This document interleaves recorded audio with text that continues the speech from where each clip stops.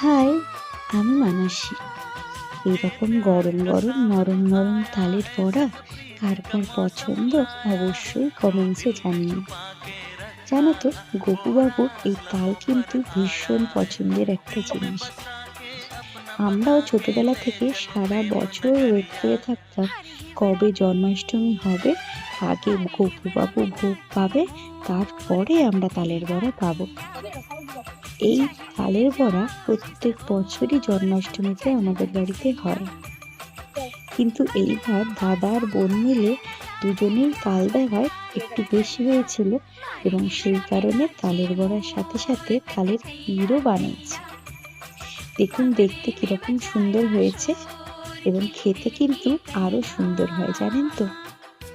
আমরা কিন্তু তালের বড়া ভীষণ ভালোবাসি। তোমরা কে কে ভালোবাসো জানাতে ভুলো না।